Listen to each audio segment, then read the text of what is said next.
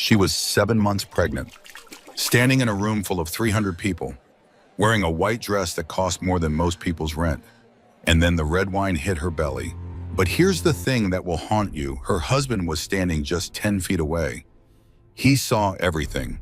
And instead of rushing to protect his pregnant wife, instead of confronting the woman who had just attacked her, he did something unforgivable. He smiled. What Charlotte didn't know in that moment, as wine dripped down her ruined dress while 300 people watched in silence, was that this humiliation had been planned for years. What her husband didn't know was that the ballroom doors were about to open, and the man walking through them was about to destroy everything Marcus Ashford had ever built. This is a story about betrayal, about a wife who trusted the wrong man, about a father who arrived at exactly the right moment, and about a woman who rose from the ashes of her own destruction. Stay with me until the end, because what happens next will leave you speechless.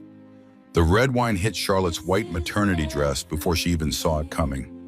One moment she was standing alone by the champagne tower, her hand resting gently on her swollen belly. The next, crimson liquid was blooming across the cream silk like a wound that would never heal. The expensive fabric absorbed the Cabernet instantly. Dark tendrils spread outward from the point of impact. Unstoppable, irreversible, a stain that would mark this moment forever. Charlotte gasped. The sound escaped her lips before she could stop it. A sharp intake of breath that seemed impossibly loud in the sudden silence of the grand ballroom. The crystal champagne flute slipped from her trembling fingers. She watched it fall as if in slow motion, tumbling end over end, catching the light from the massive chandeliers above, then shattering against the marble floor with a sound like breaking dreams. Fragments scattered in every direction, sparkling shards skittering across the pristine white marble, each piece reflecting the golden light, each piece a tiny mirror showing Charlotte her own shocked face multiplied 100 times. 300 pairs of eyes turned toward her. The string quartet stopped mid-note. The violinist's bow hung suspended in the air, frozen in the middle of a phrase from Vivaldi. The cellist's hand hovered over the strings. The pianist's fingers rested motionless on keys that had been dancing moments before. The clink of champagne glasses died. The murmur of polite conversation vanished. The gentle laughter of wealthy guests sharing expensive jokes evaporated into nothing. Complete silence. Absolute stillness. Every person in the Belmont Hotel's legendary grand ballroom was now watching Charlotte Ashford drip red wine onto the pristine marble floor. She looked down at herself, at the dress she had spent 3 hours choosing, the cream silk maternity gown that had cost more than her first car. The dress Marcus had approved with a casual nod when she showed it to him that afternoon. "That's fine," he had said. "Not beautiful, not stunning, not perfect, just fine." She should have noticed then, should have recognized the dismissal in his voice, the way his eyes had barely lingered on her before returning to his phone. But she had been so focused on looking perfect for his company anniversary gala, so determined to be the ideal wife despite being 7 months pregnant, so desperate to prove she could still be an asset to him, even with swollen ankles and a belly that made bending over impossible. Now wine dripped from that perfect dress, onto her swollen ankles, onto her designer heels, onto the floor that cost more per square foot than most people's monthly rent. Drip, drip, drip, each drop a humiliation, each drop a reminder. Each drop witnessed by 300 of the most influential people in the city. The sharp smell of alcohol mixed with her expensive perfume. The scent made her stomach turn. Or maybe that was the shock. Or the baby kicking frantically against her ribs, responding to the sudden surge of adrenaline flooding Charlotte's system. "Oh, honey," a woman's voice cut through the silence. Sweet on the surface, mocking underneath. Theatrical in a way that made it clear this moment had been choreographed. "You have something on your dress." Charlotte looked up. Vanessa Cole stood 3 feet away, 26 years old, tall and slender in a way Charlotte hadn't been even before pregnancy. Dark hair cascading over bare shoulders in perfect waves. Red lips curved into a smile that didn't reach her cold blue eyes. A black dress that hugged every curve. Designer heels that added 4 inches to her already impressive height. Everything Charlotte wasn't right now. Everything Charlotte feared she would never be again. An empty wine glass dangled from Vanessa's perfectly manicured fingers. Ruby red polish on each nail. The same shade as the wine now destroying Charlotte's dress. The same shade as the lipstick on Vanessa's smirking mouth. Accidents happen, Vanessa continued, her voice carried across the silent ballroom, clear and confident, making sure every single person heard, making sure there were witnesses, making sure Charlotte's humiliation was complete and public and undeniable, especially to women who don't know when they're not wanted. The words hung in the air, poisonous, deliberate, a declaration of war disguised as careless cruelty. Charlotte's heart pounded against her ribs. Blood rushed in her ears. The baby kicked again, hard, once, twice, 3 times, as if her daughter could sense the danger. The humiliation, the moment everything was about to change. 300 people watched in silence. No one moved to help. No one offered a napkin or a jacket or a word of support. They just watched, like spectators at a car crash, horrified and fascinated in equal measure. Charlotte turned away from Vanessa's smirking face, searching the crowd, looking for one face among the hundreds. Her husband. Where was Marcus? Where was the man who had promised to love and protect her? Where was the father of the child growing inside her? She found him 10 feet away. Marcus Ashford stood near the bar. His tailored black suit fit him perfectly, as always, custom-made, hand-stitched. The suit of a man who had never known want or struggle or uncertainty. His dark hair was styled just so, not a strand out of place. His jaw was clean-shaven. His cufflinks glinted gold in the chandelier light. He was watching the scene unfold, and he was smiling. Not a sympathetic smile, not a concerned smile, not the smile of a husband watching his pregnant wife be publicly attacked by a woman she barely knew. A small, amused curve of his lips. The smile of a man watching a mildly entertaining show. The smile of someone who knew exactly what was happening and found it satisfying. That smile broke something inside Charlotte, something that had been cracking for years without her knowledge. Marcus. Her voice cracked on his name, broke in the middle, a plea wrapped in a single word, Marcus, please. He didn't move, didn't cross the 10 feet between them, didn't push through the watching crowd, didn't offer his handkerchief or his jacket or his defense. He just stood there, watching, smiling, his hands in his pockets, his posture relaxed, as if nothing unusual was happening, as if his 7 months pregnant wife wasn't standing in a puddle of wine while 300 people stared. Sweetheart, his voice carried across the silent ballroom. Calm, almost bored, tinged with the same slight irritation he used when Charlotte asked too many questions about his business trips. It was just an accident. Don't make a scene. Don't make a scene. 4 words, 12 letters, a lifetime of dismissal compressed into a single phrase. As if she had caused this. As if she was the problem. As if the appropriate response to being assaulted while pregnant was quiet acceptance and dignified silence. Charlotte's legs began to shake. Adrenaline and shock and the weight of her unborn child combining to make standing almost impossible. Her knees felt like water. Her spine felt like it might collapse. Wine continued to drip from her ruined dress. Drip, drip, drip, onto the pristine marble floor. Each drop a reminder. Each drop a humiliation. Each drop witnessed by everyone who mattered in Marcus's world. She looked around the room again, at the 300 guests, at Marcus's business partners in their expensive suits, at their wives in designer gowns that probably cost more than some people's annual salaries, at the servers frozen with their silver trays, at the bartenders who had stopped mixing drinks to stare. And she realized the truth they all knew. Every single person in this room knew about Marcus and Vanessa. The realization crashed over her like ice water, colder than the wine soaking through her dress, more devastating than Vanessa's cruel words, more painful than Marcus's smile. They had known for months, maybe years. They had whispered about it at other parties, gossiped about it over lunches at exclusive restaurants, discussed it during golf games and spa days, and all the social events Charlotte had attended thinking she was accepted. She had been the subject of their pity and their scorn and their entertainment all along. Poor Charlotte, the clueless wife, the last to know, The fool who believed her husband's lies while everyone else saw the truth. The baby kicked again, frantic now, responding to Charlotte's racing heart and shallow breathing and the cortisol flooding her system. I need to sit down. Charlotte's voice sounded far away, like it belonged to someone else, someone watching this nightmare from a great distance. I need to... Always so dramatic. Marcus sighed, loudly, theatrically, for the benefit of the 300 witnesses. This is exactly why he never finished the sentence. The ballroom doors burst open with a sound that echoed off the vaulted ceiling.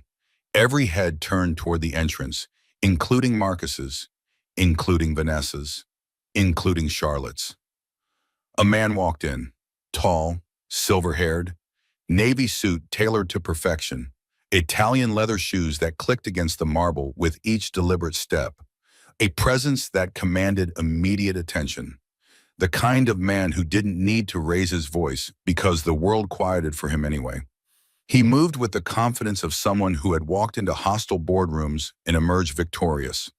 Someone who had faced down corporate raiders and government regulators and competitors who wanted him destroyed. Someone who had built an empire from nothing and wasn't afraid of anyone. Raymond Weston stopped 3 steps inside the room. His eyes swept the scene with the precision of a man who had built a billion-dollar company by missing nothing. The shattered champagne glass sparkling on the marble, the wine stain spreading across white silk, his pregnant daughter trembling in the center of 300 silent witnesses. His expression didn't change, but something shifted in his eyes, something cold and dangerous that Charlotte had only seen a handful of times in her life, usually right before someone's career ended. Charlotte? Just her name? Quiet, controlled. But the way he said it made Marcus's smile vanish instantly. Daddy. Charlotte's whisper carried in the absolute silence. Raymond walked forward. His Italian leather shoes clicked against the marble. Each step deliberate, measured, unhurried. The crowd parted for him like water receding before a tsunami, like they knew instinctively that this was not a man to obstruct. He stopped in front of his daughter. His eyes took in the damage, the humiliation, the fear, the trembling hands pressed against her pregnant belly. For a moment, Raymond Weston was not a billionaire CEO. He was simply a father looking at his little girl who had been hurt. Then his expression hardened again. And when he turned to face Marcus, Charlotte almost felt sorry for her husband. Almost. I believe, Raymond said, each word precise as a surgical instrument. Someone owes my daughter an apology. The words fell into the silence like stones into still water. Ripples spreading outward, affecting everyone they touched. Marcus's face cycled through emotions like a slot machine that couldn't settle on a result. Confusion came first. The confusion of a man who thought he knew all the players in the game, suddenly confronted with someone he hadn't accounted for. Then recognition. The dawning horror of the man who has made a terrible miscalculation. Then something Charlotte had never seen on her husband's face in 5 years of marriage. Fear. Pure, undiluted, unmistakable fear. Mr. Weston, Marcus's voice cracked on the name. His confident swagger evaporated like morning mist in harsh sunlight. I didn't realize Charlotte's father was, she never mentioned that her father is Raymond Weston? Raymond's smile didn't reach his eyes. It was the smile of a predator who has cornered prey that thought itself safe. CEO of Weston Holdings? Owner of, among other things, the 63% stake in Ashford Industries that your father has been desperately trying to secure for the past 3 years? The murmur that rippled through the crowd was audible. Shocked gasps, whispered questions, the sound of 300 people recalculating everything they thought they knew about Charlotte Ashford. Charlotte watched her husband's face drain of color, watched him transform from confident golden boy to terrified supplicant in the space of 30 seconds. In 5 years of marriage, she had never told him about her family, about her father's company, about the wealth and power that waited in the background of her life. He had never asked. Not once. In 5 years, Marcus had never shown enough interest in Charlotte's life before him to ask about her family, her childhood, her history, the people who had shaped her before she became Mrs. Marcus Ashford. He had assumed she was nobody, a pretty grateful woman with no connections, easy to manipulate, easier to discard. He was wrong. Vanessa's theatrical confidence evaporated like her wine glass's contents.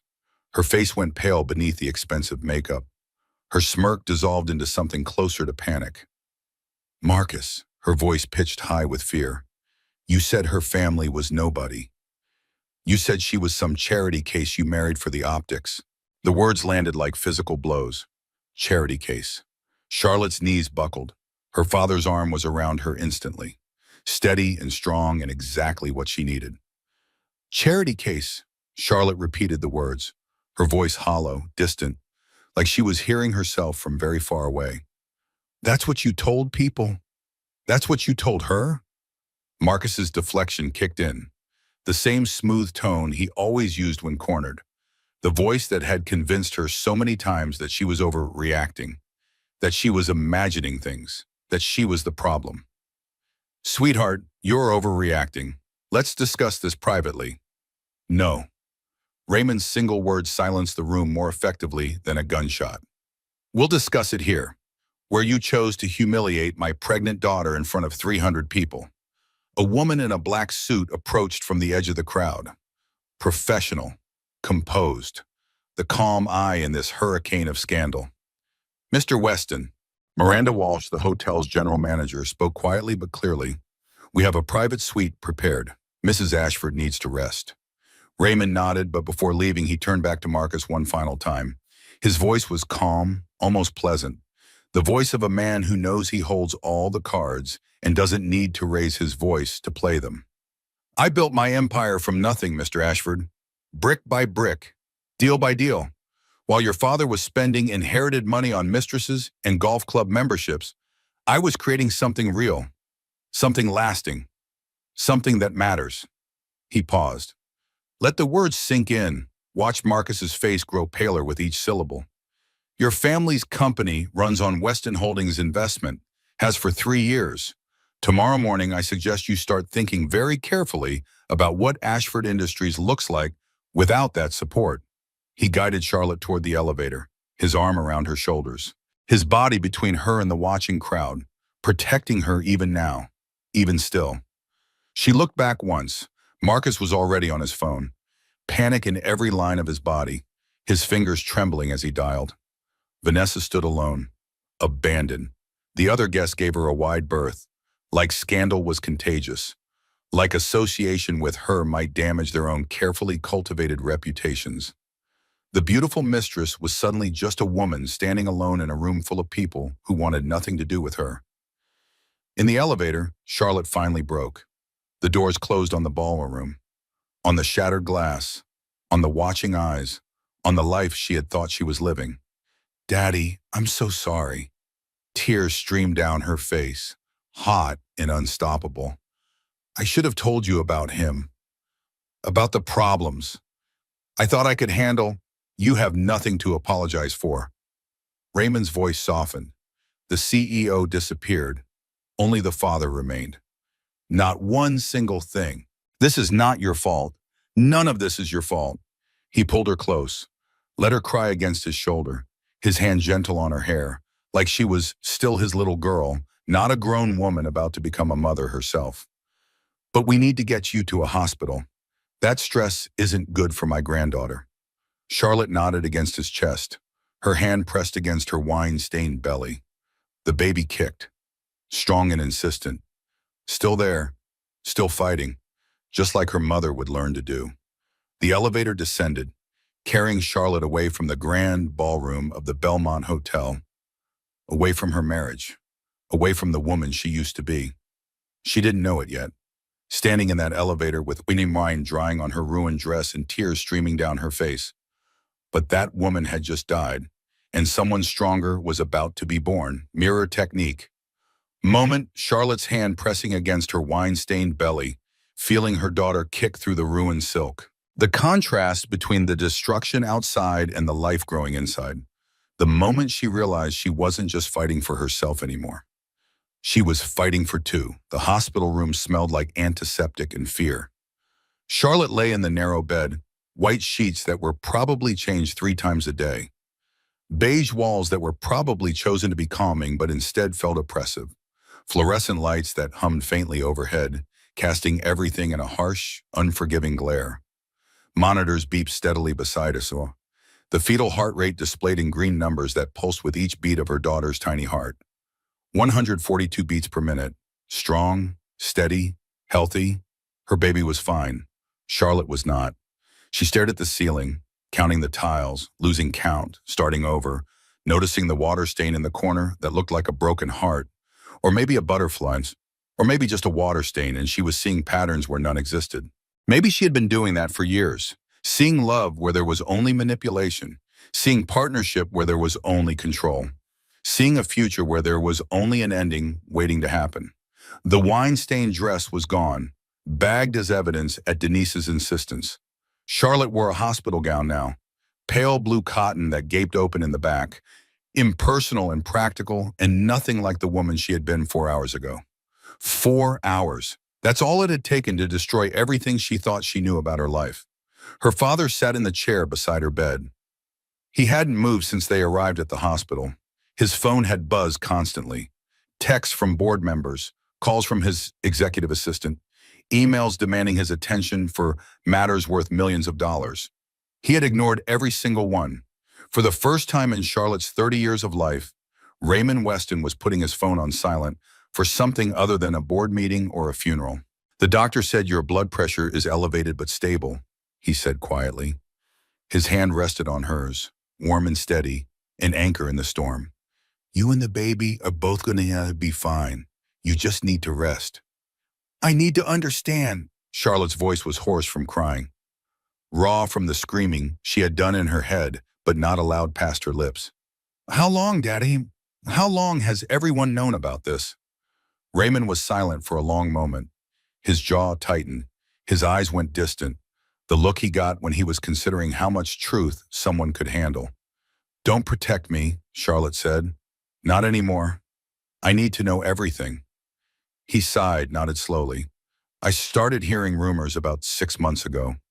Business associates mentioned seeing Marcus with a young woman at restaurants, hotel lobbies, the usual whisper network that operates in our circles. 6 months. Half a year of people knowing, talking, pitying. Half a year of Charlotte walking into rooms where everyone knew her husband was cheating on her. Why didn't you tell me?" Raymond met her eyes. His own were heavy with guilt and regret.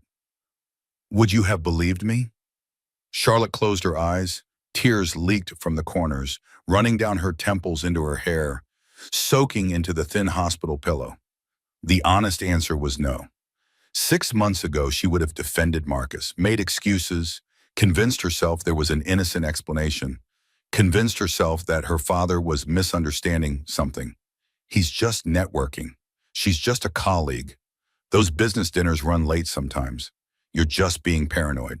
She had been so desperate to believe in her fairy tale that she would have chosen the lie over the truth. "I wanted to be wrong," Raymond continued, his voice heavy with guilt he had carried silently for months. "I hoped my sources were mistaken.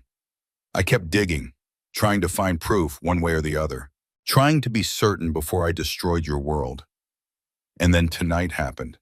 And then tonight happened, before I could find the right way to tell you, before I could protect you from the worst of it." He squeezed her hand. "I'm sorry, sweetheart. I should have told you the moment I suspected. I should have. It's not your fault." Charlotte opened her eyes, met her father's gaze. "You tried to protect me, like you always have. This is on Marcus. This is all on Marcus." A knock on the door interrupted them. Denise Hartley walked in. Charlotte's best friend since their freshman year at Northwestern. Her attorney for the past 3 years. Her lifeline tonight. Denise was still in her cocktail dress from whatever party she'd been attending when Raymond called. But her face was all business now. Sharp eyes, determined jaw. The expression she wore in court when she was about to systematically destroy someone's case. Her heels clicked against the hospital floor. Her briefcase hung heavy from one shoulder, her laptop bag from the other. "Charlie." She crossed the room in 3 quick strides, hugged Charlotte carefully, mindful of the IV line threading into her arm, mindful of the monitors attached to her belly. "I came as fast as I could. Thomas is on his way too. Red eye from Seattle." "Thank you." Charlotte's voice cracked. I didn't know who else to call. You always call me. That's what best friends are for. That's what I'm for. Denise set her bags on the rolling table. But I'm also here as your lawyer because we need to talk. Raymond stood. I'll give you some privacy. No, Charlotte grabbed his hand before he could step away. Stay. Please, I need you both. I can't do this alone. Denise pulled a laptop from her bag. Her fingers moved across the keyboard with practiced efficiency. Screens open. Documents loaded. Information that would change everything. Charlie, before I show you this, I need you to breathe. Can you do that for me? Deep breath in, slow breath out. Charlotte tried. The breath caught in her throat. Whatever it is, just tell me. I've already lived through the worst tonight. Nothing can be worse than standing in that ballroom with wine dripping down my dress while my husband smiled. Denise and Raymond exchanged a look. Charlotte saw it, recognized it.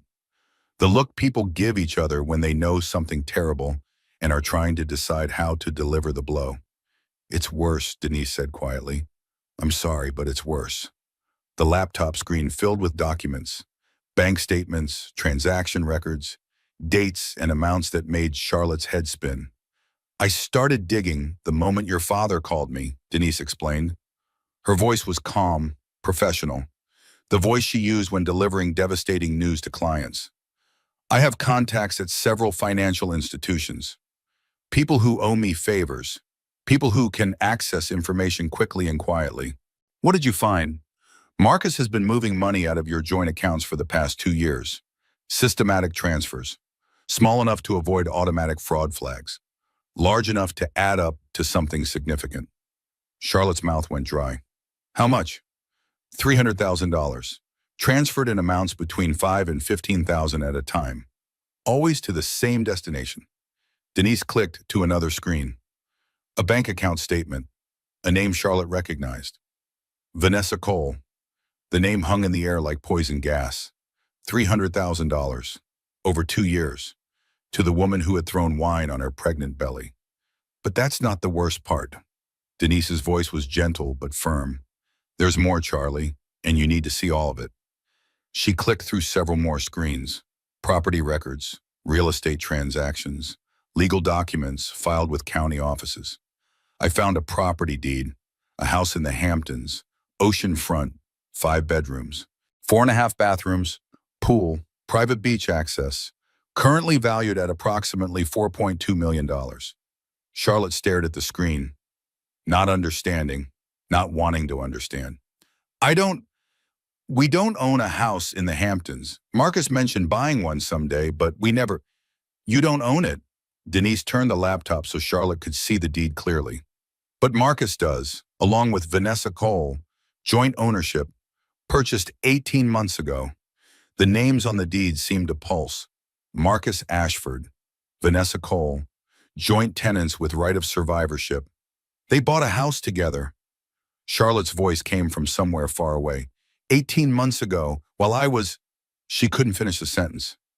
18 months ago, Charlotte had been in the fertility clinic waiting room, crying after another failed treatment, wondering what was wrong with her body, why she couldn't do this one simple thing that other women did so easily. Marcus had been so supportive, or so she thought. I know it's hard, sweetheart, he had said, holding her while she cried. But we'll keep trying, whatever it takes. Then he had left for a business trip. 3 days in Miami, important meetings, couldn't be rescheduled. He had texted her every night from that trip. Missing you, sweetheart. Wish I was home. This hotel bed is lonely without you. She had believed every word, while he was building a house with another woman, planning a future that didn't include her, creating a life that she wasn't part of. The timeline is clear. Denise's voice cut through Charlotte's spiraling thoughts. Based on the financial records and property documents, Marcus and Vanessa have been in a relationship for at least 2 years, probably longer. The house was purchased while you were undergoing fertility treatments. Charlotte felt like she was drowning, like the floor had opened up beneath her and she was falling into an endless void. While I was blaming myself for not getting pregnant, she whispered, while I was crying in his arms about failing him, while I was apologizing for not giving him a child fast enough. He was already building a nursery with her. Denise's voice was heavy with barely controlled anger. According to the permits filed with the town, they added a nursery to the house 6 months ago. Pink paint, butterfly wallpaper, a complete renovation of one of the bedrooms. Charlotte reached for her phone on the bedside table. Her hand shook so badly she almost dropped it twice. She opened her messages, scrolled back through the history. 18 months of texts from Marcus. Missing you, sweetheart. Wish I was home. Hotel bed is lonely without you. Can't wait to hold you again. You're everything to me, Charlotte, everything. She had believed every word, had typed back her own messages of love and longing and missing him, had fallen asleep clutching her phone like a lifeline to her absent husband, had cried herself to sleep on nights when the fertility treatments failed and Marcus wasn't there to hold her, while he lay next to Vanessa, in their house, in their bedroom, planning their future while Charlotte planned nurseries she thought would never be filled. Oh God, Charlotte's voice broke. The phone slipped from her trembling fingers. I was so stupid. The signs were everywhere. I just didn't want to see them. You were not stupid. Raymond's voice was firm, absolute, the voice that had commanded boardrooms and negotiated billion-dollar deals. You were trusting. You loved your husband. You believed in your marriage. There was nothing wrong with any of that. I believed him. Every single lie, for years. Denise closed the laptop. Her professional mask slipped for a moment, revealing the fury underneath. The friend who wanted to burn Marcus Ashford's world to the ground. There's more, Charlie, but it can wait until morning if you need. Tell me now. Something shifted in Charlotte's voice. A hardness that hadn't been there before. A determination born from devastation. I need to know everything. Every single thing. I need to know exactly what I'm fighting. Denise looked at Raymond. He nodded slowly. The prenuptial agreement, Denise said. I pulled a copy from the county records. Do you remember what you signed? Charlotte shook her head. The prenup felt like a lifetime ago. A different woman, a different world. A version of herself who believed in fairy tales and happily ever after. Marcus's lawyer handled everything, she said. He explained that it was standard, boilerplate, just to protect both of us in case anything ever happened.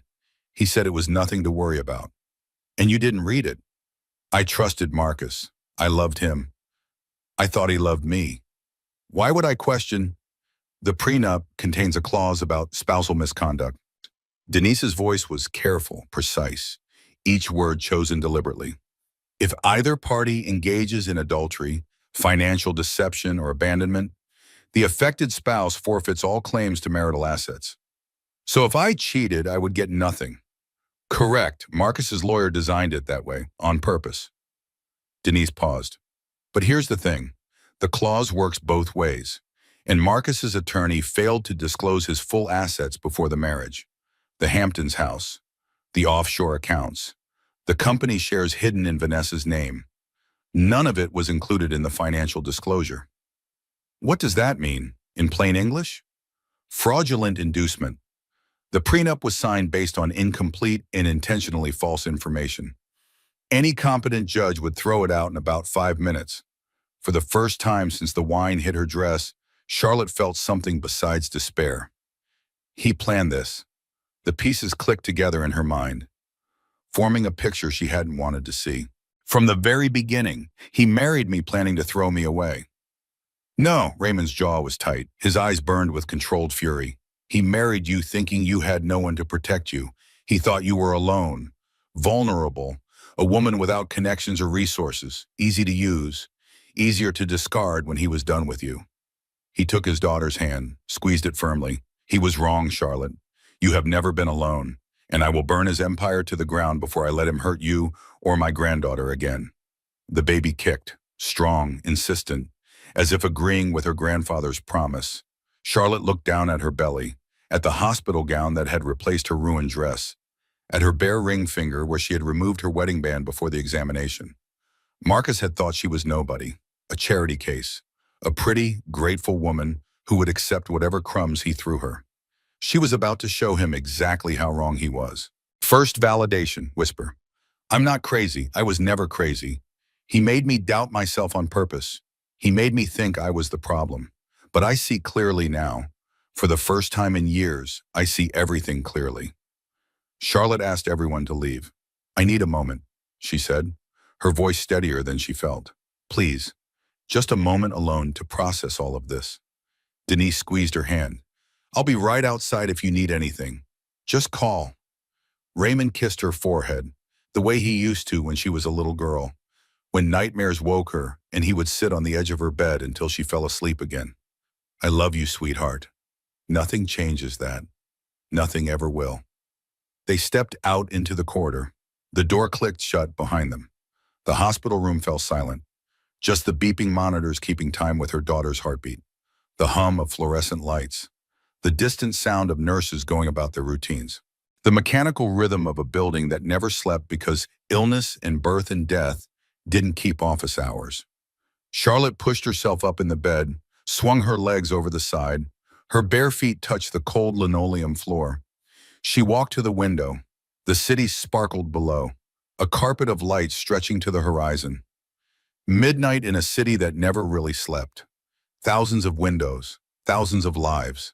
People sleeping and working and falling in love and falling out of love and having no idea that Charlotte Ashford's world had just collapsed. Her reflection stared back at her from the glass. Pale face, dark circles under swollen eyes, hair matted and tangled from crying. A woman she barely recognized. When did I become this person? She whispered to her reflection. When did I become someone who doesn't see what's right in front of her? The memories came flooding back, unwanted, unstoppable, a tsunami of moments she had misinterpreted, signs she had ignored, truth she had chosen not to see. Their first date surfaced first, a restaurant overlooking the harbor, one of those places with a 3-month waiting list and prices that required a second mortgage. Candlelight reflecting off the dark water, the clink of crystal glasses, the murmur of wealthy people pretending their problems were just like everyone else's.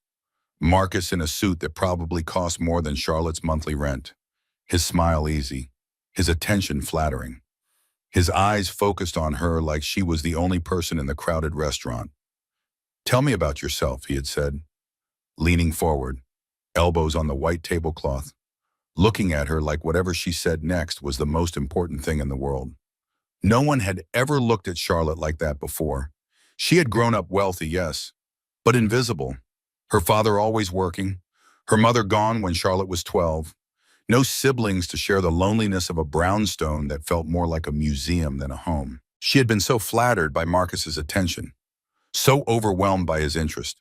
A handsome, successful, charming man who actually wanted to know about her. Charlotte the wallflower. Charlotte the quiet one. Charlotte who had always felt like she was watching life from the sidelines instead of participating in it. You're different, Marcus had said that night, reaching across the table to take her hand. Not like other women, they're all so obvious, so desperate for attention, but you're genuine, real. She had clung to those words like a drowning woman clings to driftwood. But now, standing in a hospital room at midnight, with her marriage in ruins, she remembered other things about that first date. The way Marcus checked his phone constantly. Quick glances at the screen when he thought she wasn't looking. Texts he typed under the table while pretending to adjust his napkin. Work stuff, he had said when she finally asked. The office never stops, you understand.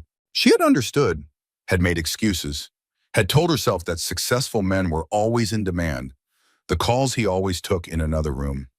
Even on their third date, even on their fifth, stepping away with an apologetic smile and a promise to be quick. Important clients, he explained. They need me, but I'd rather be with you. Always. She had believed him, every word, every excuse, every smooth explanation. The business trips that started just 2 months after they began dating, 3 days in Chicago, a week in Los Angeles, always some crucial meeting or important conference that couldn't be rescheduled. Just building the foundation for our future, he had said, for us, for the life we're going to have together. What he had been building was a life with someone else. Charlotte pressed her forehead against the cool glass of the hospital window. Her breath fogged the surface. Their wedding day surfaced next, the church filled with white roses. Her grandmother's veil, carefully preserved for decades, finally being used. The rustle of silk as she walked down the aisle toward the man she thought was her future. 300 guests. The same number as tonight, she realized. The same people who had probably known about Marcus's affair and said nothing. The look on his face when he saw her. She had thought it was love. That moment of surprised recognition. The slight parting of his lips. The way his eyes traveled over her dress, her face, her trembling bouquet of lilies. She had been so certain it was love. Now she wondered if it was just relief. Relief that she had said yes. That she hadn't figured out the truth. That his plan was working perfectly. His vows echoed in her memory. The church, the candles, the weight of her grandmother's veil on her head. I promise to cherish you, to honor you, to be faithful to you in good times and bad, to love you more with each passing day, to be your partner in all things. Faithful. The word tasted like ash in her mouth now. His college roommate had made a toast at the reception. Derek Hollings, drunk on champagne, jovial, speaking without the filter that sobriety provided. To Marcus finally settling down. He had raised his glass, swayed slightly on his feet, grinned like he had told the funniest joke in the world. Honestly, I never thought I'd see the day. This guy has more secrets than the CIA. Everyone had laughed. Charlotte had laughed too, not understanding the real meaning, assuming it was typical groomsman humor, the kind of jokes men made about each other at weddings. She understood now. The pregnancy announcement surfaced next. That dinner at their favorite restaurant. Months of hoping and praying and charting temperatures and taking supplements and believing that if she just tried hard enough, her body would cooperate. 2 pink lines on a plastic stick. She had planned every detail of the reveal.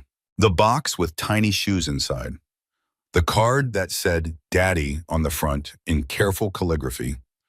Her hands shaking with excitement as she slid it across the table toward Marcus. He had seemed happy. She had thought so at the time. But she remembered now. The slight hesitation before he smiled. The quick glance at his phone. The way he excused himself twice during dinner for urgent calls. That's wonderful news, sweetheart, he had said. But his eyes were already distant, already calculating. She had told herself he was just in shock, processing. Men handled these things differently than women. Now she knew what he was really processing. How to make this baby work with his other life. How to explain to Vanessa. How to adjust the timeline of his escape plan. The nursery came back to her next. That afternoon at the baby store, Charlotte huge and glowing at 5 months pregnant, walking through aisles of tiny clothes and stuffed animals and furniture that smelled like hope and new beginnings. Marcus had missed the shopping trip, important meeting, couldn't be rescheduled, but he promised to make it up to her. She had gone alone, picked out the crib by herself, chose the paint colors without input, selected the rocking chair where she would feed their daughter at 2 in the morning, imagined her child growing up in a room her father hadn't even bothered to see. She had made excuses then too. He's busy. He's providing for us. He'll be more present once the baby comes. But the baby was almost here now, and Marcus wasn't present. He was on the phone with his lawyers, trying to figure out how to spin this disaster. The ultrasound. That was the memory that shattered her completely. 20 weeks pregnant, the appointment where they would finally learn the sex of their baby. Charlotte lying on the examination table with cold gel on her belly. The technician moving the wand, searching for the image. There's the head, the spine, 2 arms, 2 legs. Everything looks perfect. And the sex? Charlotte had asked, her heart pounding with anticipation. It's a girl. Congratulations. Charlotte had cried happy tears, right there in the examination room.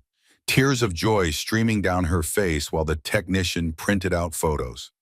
She had reached for her phone immediately, dialed Marcus with trembling fingers. He didn't answer. For 3 hours she called, texted, left voicemails. Marcus, please call me. I have amazing news. Please, please call me back. For 3 hours she lay in their empty apartment, talking to her daughter, waiting for her husband to share the joy. When he finally answered, he sounded distracted, tired, slightly annoyed at being interrupted. Sorry, sweetheart. Meetings ran long. Couldn't get away. What's the news? We're having a girl, a daughter, Marcus. We're having a daughter. Silence on the line, then, that's wonderful. His voice was flat, distant, like she had told him the weather forecast or what she was making for dinner. Listen, I'm stuck in meetings for another few hours. Don't wait up, okay? She had waited anyway, had fallen asleep on the couch with her hand on her belly, dreaming of pink nurseries and tiny dresses in a daughter who would have her father's blue eyes. Marcus came home at 2 in the morning. Charlotte had been half asleep when she heard his key in the lock, but she remembered the smell when he bent to kiss her forehead, wine on his breath, perfume on his collar, a scent that wasn't hers. She had noticed. She had. But she had made excuses. Told herself she was being paranoid. Pregnancy hormones making her suspicious of nothing. The kind of irrational fears that destroyed marriages. She had chosen blindness over truth, because the truth would have destroyed the fairy tale she desperately needed to believe. I knew. Charlotte spoke to the empty room, to the city lights below, to the woman in the glass who had been so willfully blind. Some part of me always knew. The signs were everywhere. I just refused to see them. She pressed both hands against her belly, felt her daughter move inside her, a small foot or elbow pressing against her palm. Still there, still growing, still fighting her way into a world that would never be what Charlotte had imagined. I'm so sorry, baby girl. Her voice cracked. I'm so sorry I brought you into this mess. I chose a father who doesn't deserve you. I stayed in a marriage that was already dead. I believed lies because believing them was easier than facing the truth. The tears came then. Not the shocked crying from the ballroom. Not the numb tears in the elevator. This was grief. Pure and deep and devastating. Grief for the marriage she thought she had. The husband she thought she knew. The future she had carefully imagined and decorated and planned for. All of it was a lie. She cried until her body ached, until her throat was raw, until the hospital gown was soaked with tears and the monitors beeped faster in response to her racing heart. She cried until there was nothing left inside her but emptiness. The baby kicked, gentle this time, comforting. A reminder that Charlotte wasn't really empty at all, that something precious was still growing inside her, that she wasn't truly alone. And somewhere in the darkness of that hospital room, somewhere between one breath and the next, something shifted inside her. The grief was still there. It would be there for a long time, maybe forever. But beneath it, growing stronger with every breath, was something else, determination, fury, the first flames of a fire that would burn everything Marcus had built to the ground. Charlotte walked back to the window. The city still sparkled. The world still turned. People were still living their lives without any awareness that Charlotte Ashford was standing in a hospital room, being reborn from the ashes of her marriage. She put both hands on her belly. It's going to be okay, she whispered to her daughter, to herself, to whatever force in the universe might be listening. We're going to be okay. She stood there until the sun began to rise, watching the city wake up, feeling her daughter move, letting the grief wash through her without drowning in it. When the first rays of dawn hit the window, Charlotte Weston was still standing, broken, but not destroyed, and ready, finally, to fight back. Mirror technique. Moment. Charlotte standing at the hospital window at 3 in the morning. The city lights below. Her reflection staring back. A woman she barely recognized but was finally starting to become. The moment between who she was and who she would be. Morning light streamed through the hospital windows. Charlotte had barely slept.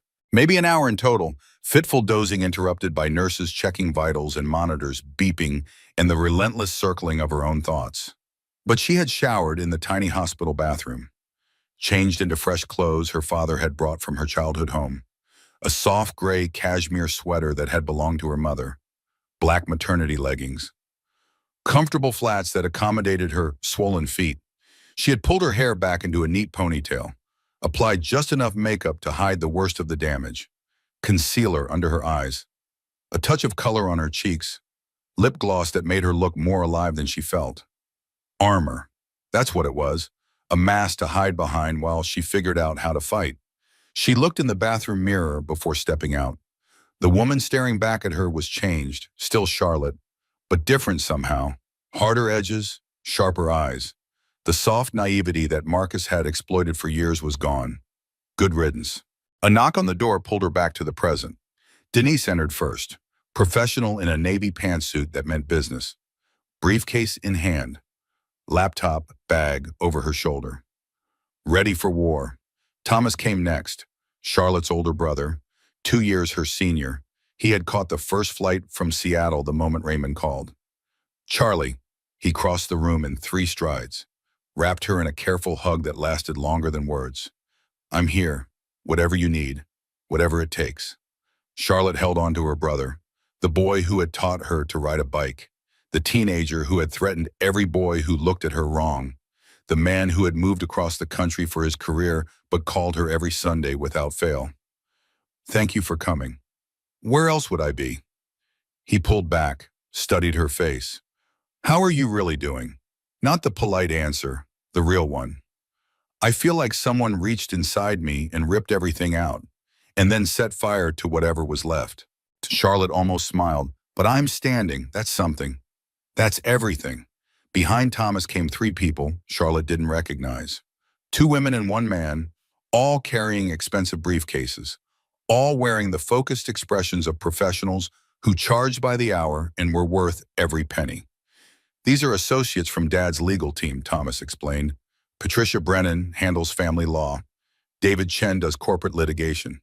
And Margaret Sullivan specializes in forensic accounting. Raymond entered last. He closed the door firmly. The room felt suddenly smaller, charged with purpose. Okay. Charlotte straightened in her chair, folded her hands on her belly. What are my options? Thomas grinned, the same grin he'd had since last they were children, when their mother left and Charlotte couldn't stop crying, when she failed her first driving test, when life knocked her down and he helped her back up. There she is, he said. There's my little sister. Patricia Brennan stepped forward, 50s, silver-streaked hair pulled back in a severe bun, the kind of calm confidence that came from winning hundreds of cases against opponents who underestimated her. Mrs. Ashford, I specialize in high-asset divorces involving fraud, hidden assets, and complex financial structures. Her voice was crisp, professional, utterly assured. I've handled cases involving politicians, CEOs, and heirs to family fortunes. I've never lost a case I believed in. And do you believe in mine? I believe your husband is a predator who thought he married prey. I believe he significantly underestimated you, and I believe we're going to make him regret that miscalculation for the rest of his life. Charlotte liked her immediately. Denise opened her laptop, clicked through several screens. The display filled with documents Charlotte had never seen before. We've been digging all night, Denise said.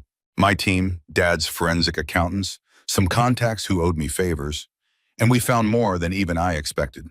The screen showed bank transfers, shell companies, property records across 4 states and 2 countries, a web of deception so elaborate it must have taken years to construct.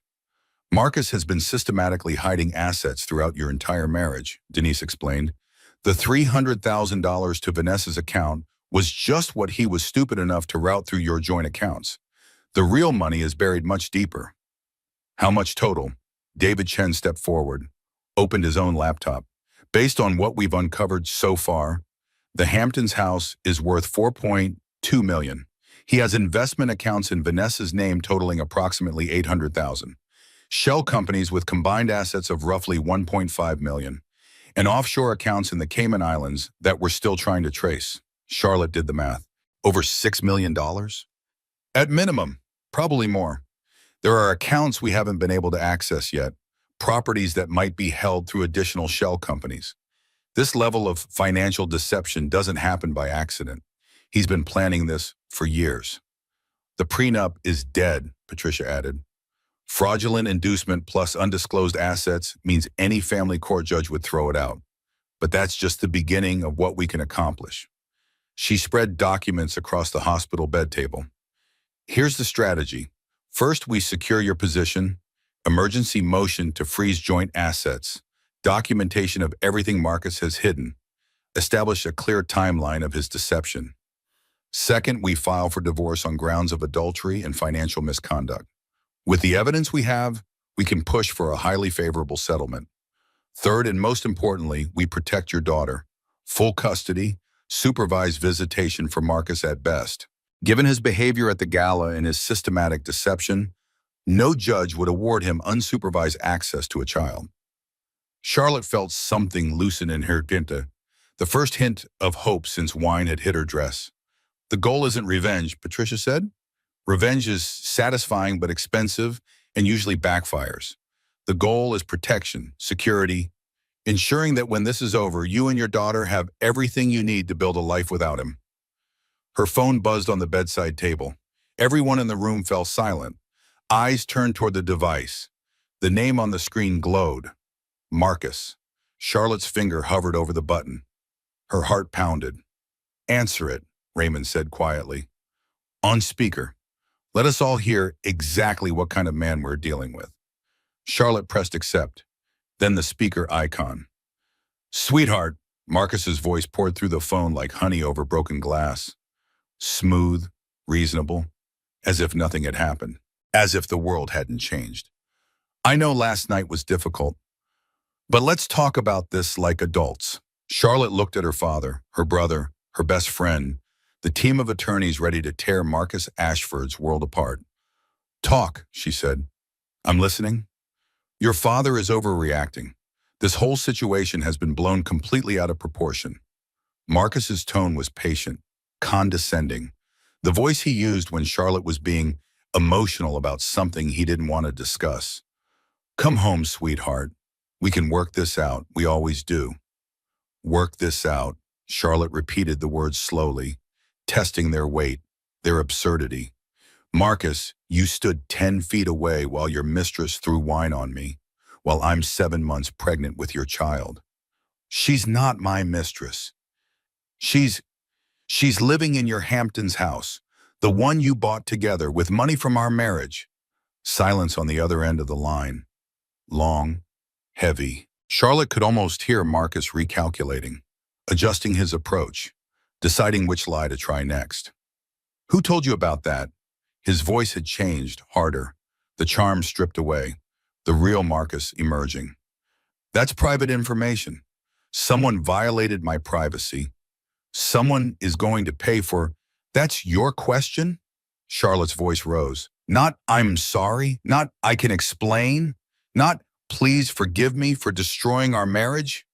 Your first thought is 'who told me about the house where you've been hiding your mistress?'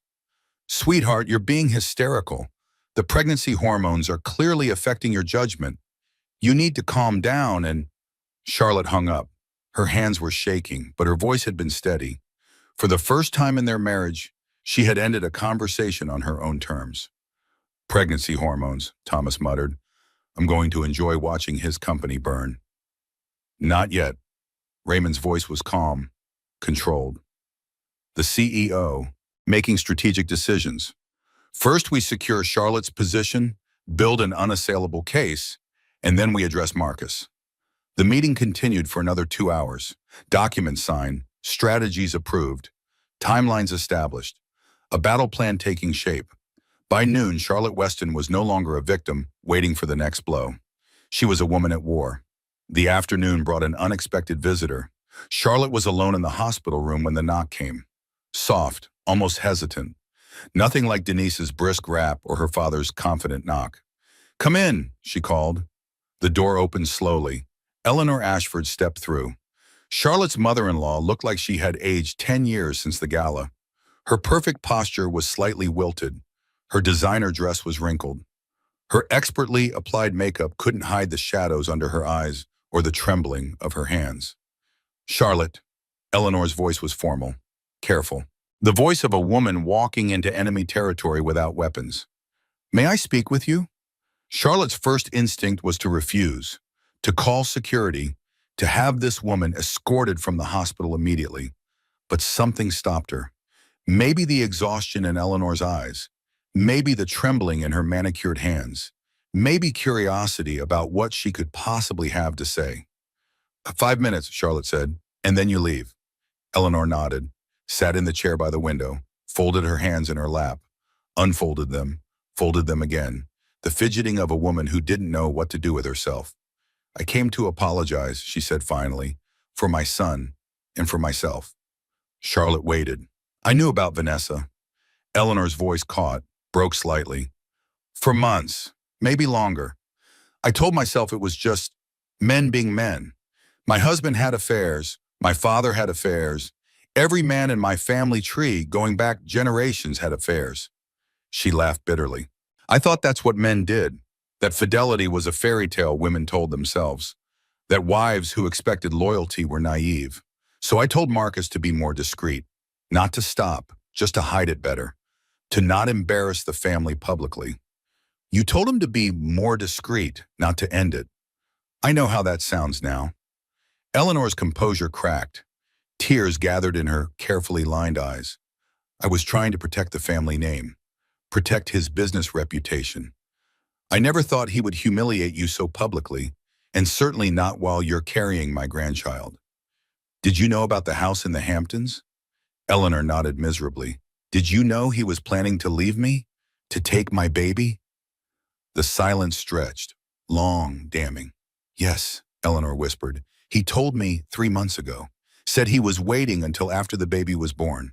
That it would be easier to get custody of an infant than to fight over a child in the womb. Charlotte felt like she had been punched in the stomach. Even knowing everything she knew now, this was worse. You knew he was planning to take my daughter, and you said nothing. I thought, Eleanor stopped, started again. I thought I was protecting the family, protecting the Ashford name. I thought if you just went away quietly with enough money to start over somewhere, you thought I would sell my daughter for a settlement. I thought you would do what generations of Ashford wives had done before you. Accept the situation. Take what was offered. Disappear gracefully. Charlotte stared at her mother-in-law, this woman who had never accepted her, who had criticized everything from her clothes to her career choices, who had once suggested at a family dinner that Charlotte's family tree was lacking distinguished branches. Why are you here, Eleanor? Why tell me this now? Eleanor looked up. For the first time, Charlotte saw past the society matron, past the cold mother-in-law, past the woman who had enabled a monster. She saw a grandmother, terrified of never knowing her grandchild. Because I want to be part of my granddaughter's life, Eleanor said. And I can't do that if I keep lying for my son. I can't stand in front of my grandchild someday and pretend I didn't know what he was. She took a shaking breath. I can help you, Charlotte. I know things. Bank accounts Marcus thinks are secret. Properties he's hidden from everyone. Business deals I've overheard and pretended not to understand. I know where the bodies are buried because I've been watching this family hide them for 40 years. Charlotte studied Eleanor carefully, weighing the offer, calculating the risks. Why would you help me against your own son? Eleanor's answer came slowly, each word dragging from somewhere deep inside. Because I raised him. I made him what he is by looking away when I should have intervened. By excusing behavior I should have condemned. By teaching him that he could have whatever he wanted as long as he kept up appearances. She wiped her eyes with a tissue from her designer bag. My granddaughter deserves better than that legacy. She deserves a mother who will fight for her. A family that won't teach her that lies are acceptable as long as no one gets caught. And Marcus, your own child? Marcus is a 40-year-old man who has never faced consequences for anything in his life. Eleanor's voice hardened slightly. Maybe it's time he learned that actions have costs, even for Ashfords. Charlotte was silent for a long moment. I'm not using you as a weapon, she said finally, and I'm not promising anything about access to my daughter. That depends entirely on how this plays out and what you actually deliver. I understand. But if you want to help, I'll listen. Eleanor nodded, reached into her designer handbag, pulled out a small flash drive, and set it on the table between them. Everything I know, she said, every account, every property, every suspicious transaction I've noticed over the years. Bank statements I wasn't supposed to see, emails Marcus sent from the family computer, text messages he forgot to delete. She pushed the drive towards Charlotte. I've been keeping records for decades. Insurance, I called it. Protection in case Gerald ever decided I was expendable. I never thought I'd use it against my own child, but I never thought my child would become someone who deserved it. Charlotte picked up the drive, turned it over in her hands. Such a small thing, such a powerful weapon. Why do you have access to all of this? Because I set up all the family's digital systems 20 years ago. Accounts, passwords, cloud backups, everything. Eleanor almost smiled. My son is brilliant at making money. He's terrible at technology. He uses the same password for everything. Has since college. She stood, walked to the door. Charlotte, she paused with her hand on the handle. For what it's worth, I'm sorry. I should have been kinder to you. Should have welcomed you into this family instead of treating you like an intruder. You deserve better. From Marcus. And from me. She left before Charlotte could respond. Charlotte sat alone with the flash drive in her palm, watching the light catch on its surface, thinking about enemies and allies and how quickly those categories could shift. The enemy of her enemy had just become her weapon. The war was about to change. Validation, whisper. He made me think I was crazy for years, that something was wrong with me, that I was too emotional, too suspicious, too needy. But I wasn't crazy. I was being gaslighted, and I'll never let anyone make me doubt myself again. 3 days crawled past like 3 centuries. Charlotte was released from the hospital on a gray Tuesday morning. Dr. Patricia Sullivan signed the discharge papers with a stern lecture about stress management. Your blood pressure was elevated from the trauma, the doctor said gently. The baby is perfectly healthy, but you need to take care of yourself too. Rest when you can. Eat even when you don't feel like it. And please try to minimize stress. Charlotte almost laughed at that last instruction. Her husband of 3 years had been planning her destruction since before they were married. Her marriage was revealed to be a calculated fraud. Her financial security was uncertain. She was about to go to war with a man who had $6 million hidden in various accounts and the moral compass of a snake. Minimal stress was not on the menu. Thomas drove her from the hospital. Charlotte sat in the backseat of his rental car, watching familiar streets slide past. The coffee shop where she had studied for the bar exam. The park where she had walked during her first trimester, talking to the baby she wasn't sure she believed was real yet. The corner where she and Marcus had shared their first kiss. Everything looked the same. Trees changing color, people hurrying to work, dogs being walked, children waiting for school buses. The world didn't care that Charlotte's life had collapsed. It just kept turning. The story has gone completely viral, Thomas said quietly, not looking at her in the rearview mirror, giving her space to react. It's everywhere. Charlotte had known this was coming. 300 witnesses at the gala, each with a smartphone, each with social media accounts and group chats and friends who love gossip. But knowing didn't prepare her for the scope of the exposure. Thomas handed her his phone. Millionaire heir lets mistress attack pregnant wife at charity gala. The headline screamed across the screen in bold letters. Below it, a photo someone had captured on their phone. Charlotte in her wine-stained dress, hand pressed to her pregnant belly, face frozen in shock and disbelief. And Marcus, 10 feet away, smiling. She scrolled down. More headlines, more photos, more analysis from people who had never met her. Ashford Industries scandal, CEO's son in affair crisis. Pregnant socialite humiliated at 5-star hotel event. The wine-stained dress inside one woman's public nightmare. She didn't deserve this. Witnesses speak out about gala attack.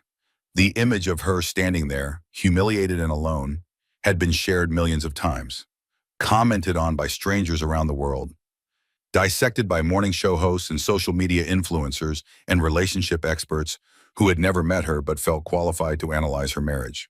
Marcus's damage control efforts were visible too. His publicist had released a statement 3 hours after the story broke.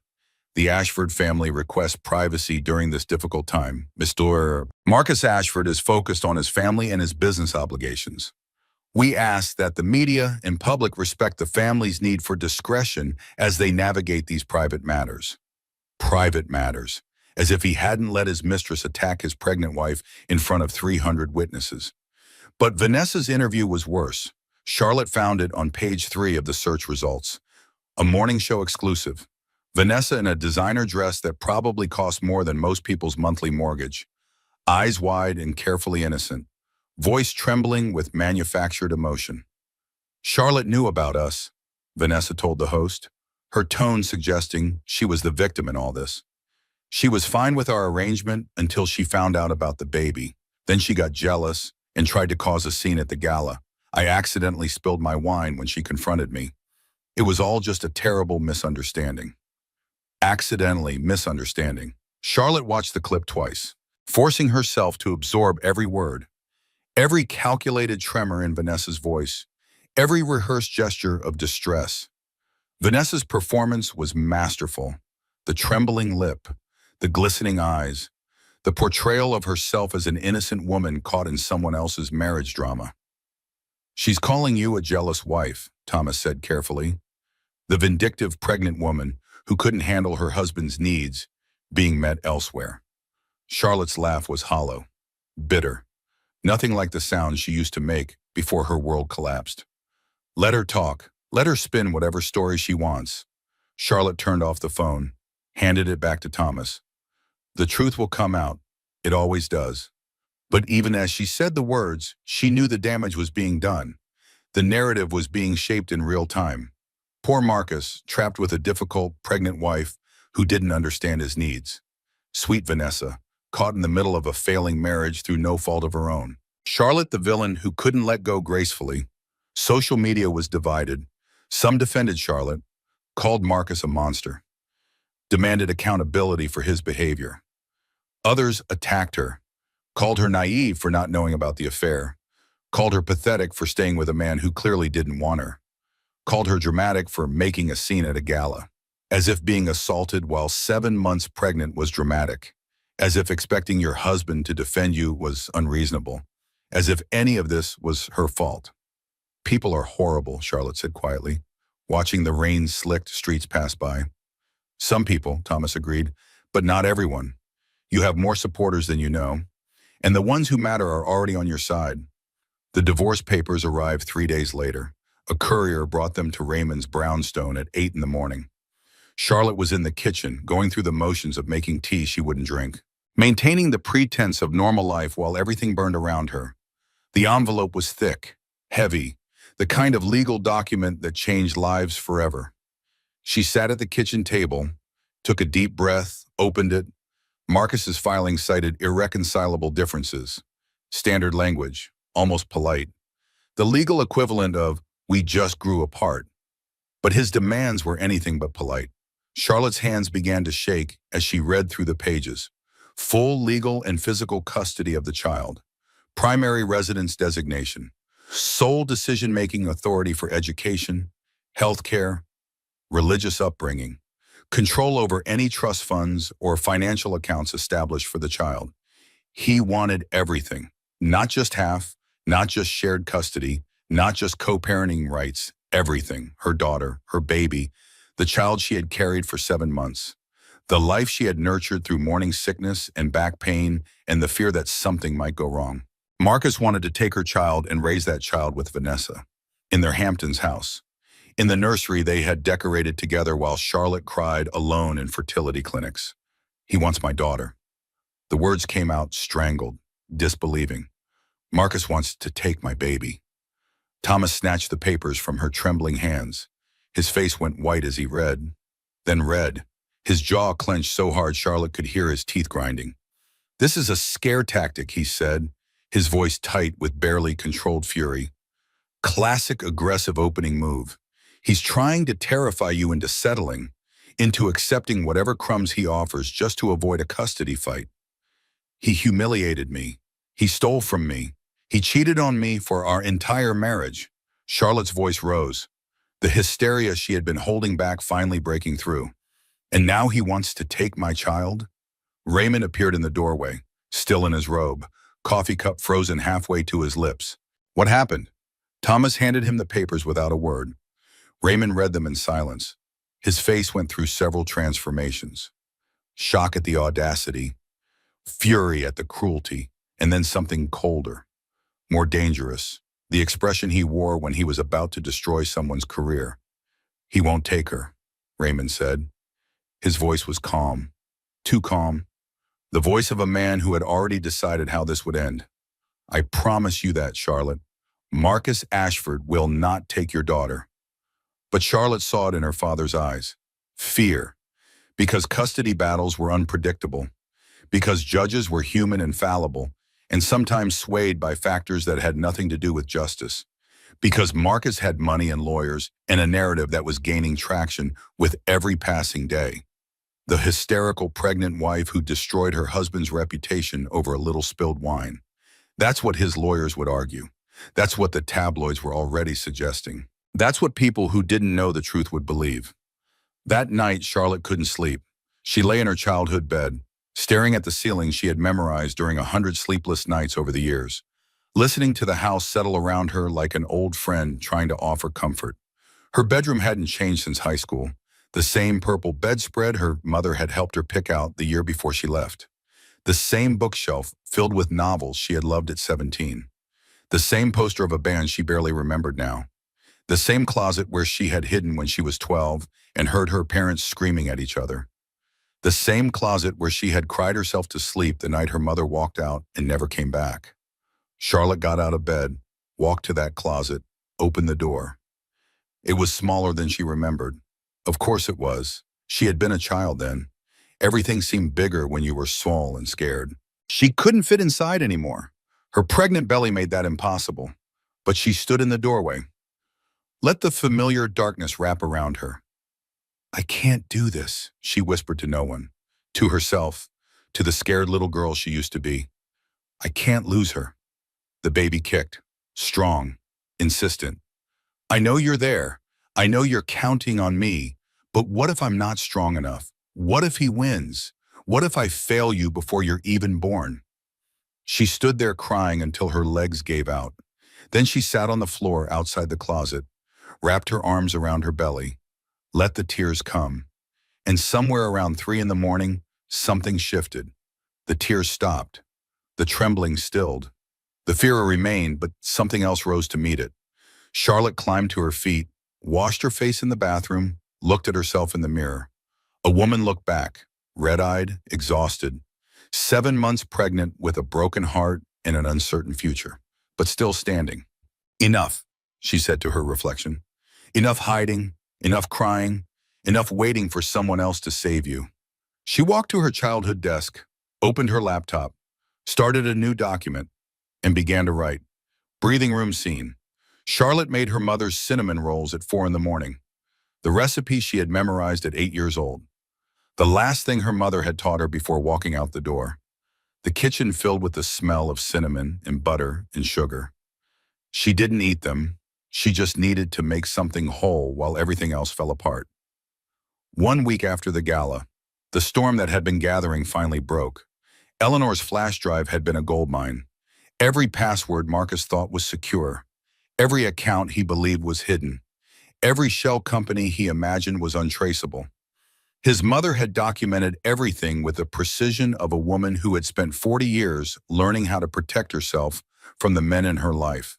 The forensic accountants had been working around the clock, tracing money through labyrinthine corporate structures, following digital breadcrumbs across international boundaries, building a picture of deception so elaborate it must have taken years to construct.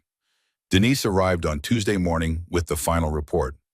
We have everything, she said, setting a folder on the coffee table thick enough to stop a bullet.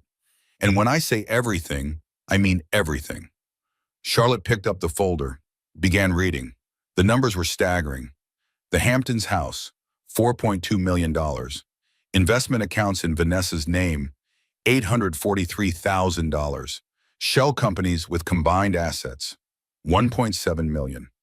Offshore accounts in the Cayman Islands, $2.1 million. Additional properties they hadn't known about, a condo in Miami worth $1.2 million, a ski chalet in Aspen worth $800,000, an apartment in Paris they were still investigating, total hidden assets, approximately $10.8 million. He's been building an entirely separate life, Charlotte said, for years, right under my nose. For years, Denise confirmed. The earliest transactions we found date back to before you were married. He was hiding assets even during your engagement. before they were married, before she had walked down the aisle in her grandmother's veil, before she had stood before Tom and 300 witnesses and promised to love him forever. He had already been planning how to leave her with nothing. There's more, Denise said. Eleanor's flash drive included some recordings, audio files Marcus stored in his cloud backup and apparently forgot about. She connected her phone to a speaker, pressed play. Marcus's voice filled the room. The audio quality was poor, but his words were unmistakable. Charlotte's useless, no ambition, no connections, no backbone whatsoever. I married her because she was pretty and grateful, easy to manage, easy to control. Charlotte listened, her face expressionless, her heart turning to stone. But the baby complicates things, another man's voice said. Nah, actually makes it easier. Marcus sounded pleased with himself, smug, certain. Once the kid is born, I file for custody. My lawyers are already building the case. Postpartum depression, emotional instability. All those episodes I've been documenting for 3 years. Episodes? Every time she got upset about something, I wrote it down. Every time she questioned me about business trips, I noted it as paranoid behavior. 3 years of documentation showing she's mentally unfit to care for a child. Charlotte's blood ran cold. 3 years. He had been building a case against her for 3 years. Every tear she had shed, every question she had asked, every moment of justified suspicion that he had gaslit her into doubting. He had documented it all, twisted it all, saved it all to use against her. Where would Charlotte even go? Marcus continued on the recording. Her family is nobody. She has nothing without me. She can disappear back into whatever nothing life she came from. Meanwhile, I keep the kid, get the sympathy, and start fresh with Vanessa. More laughter, the sound of expensive glasses clinking. Vanessa's already decorating the nursery at the beach house. Pink everything, butterfly wallpaper. She's very excited to play mommy. The recording ended. Silence filled the room. Charlotte sat perfectly still, processing, calculating. He never loved me, she said finally, her voice strange, almost peaceful. Not for one single day, not even at the beginning. I was always just a pawn in his game. Charlie, Denise started. No, it's okay. It's actually okay. Charlotte looked up. Her eyes were dry, clear, dangerous. Because now there's nothing left to grieve, no relationship to mourn. Just a predator who miscalculated and is about to learn what happens when prey fights back. She stood, walked to the window, looked out at the city she had grown up in. I want to go public, properly this time, not leaks and gossip, my story, my words, my truth. Charlotte, Raymond spoke for the first time. Going public could be risky. It might influence the legal proceedings. Give Marcus's lawyers ammunition. His lawyers already have their narrative. Hysterical pregnant woman, hormonal, unstable, too emotional to be trusted. Charlotte turned to face her father. I'm not going to hide while they control the story. I'm not going to stay silent while Vanessa gives interviews calling me a jealous wife. She touched her belly. 8 months now. Her daughter was running out of room in there. My daughter is going to know who her mother was, not the woman Marcus described, not the charity case he married for optics. She's going to know that her mother told the truth, stood up, fought back. Raymond looked at her for a long moment. Then he smiled. You sound like your mother, the good parts. I'm also your daughter, and you taught me that the truth is always worth fighting for. The interview was published on Thursday. Charlotte had chosen Rebecca Morrison, a journalist she had known at Northwestern, someone with a reputation for fairness and accuracy, someone who wouldn't sensationalize but also wouldn't soften. No cameras, no studio lights, just 2 women and a recorder and 3 hours of truth. Charlotte told everything. How she had met Marcus and believed in a fairy tale. How the small red flags had seemed insignificant at the time. How love had blinded her to patterns she should have recognized. How the fertility struggles had isolated her further. The months of crying in clinic waiting rooms while Marcus traveled for business. The guilt she had felt for not getting pregnant fast enough. How Marcus had encouraged her to leave her job, to depend on him completely, to let go of friendships he deemed distracting or not appropriate for someone in your position. How the night of the gala had shattered everything. The wine, the smile, the 300 people who watched and did nothing. "I'm not here for revenge," Charlotte said near the end of the interview. "Revenge is expensive and usually disappoints. I'm here because silence protects people like Marcus. He counted on my shame, on my fear of public judgment, on my belief that somehow I had failed and deserved what happened." She paused, let the words settle. He was wrong. And I want every woman who has ever been made to feel small by someone who claimed to love them to know. You are not crazy. You are not overreacting. You are not imagining things. Trust yourself. And when you're ready, speak your truth. The response was overwhelming. Within hours, the article had been shared hundreds of thousands of times. By the end of the week, millions. Women added their own stories in the comments, their own experiences with controlling partners, their own years of being gaslit and manipulated and made to doubt their own sanity. I stayed too long too. I made the same excuses for him. I thought if I tried harder, he would change. Thank you for being brave enough to speak. You are not alone. None of us are alone. Charlotte read every message, every comment, every story from women who had found pieces of themselves in her experience. She wasn't just fighting for herself anymore. She was fighting for all of them. Mirror technique moment. Charlotte sitting alone at midnight, reading messages from strangers who shared their stories because she had shared hers. Hundreds of women, thousands, each one a reminder that her pain wasn't unique, but that her courage could be. The conference room at Denise's law firm was designed for moments like this. Beige walls, a long mahogany table polished to a mirror shine, water pitchers of crystal, legal pads with the firm's logo embossed in gold. The room where fortunes were divided and families were restructured and futures were negotiated like business deals.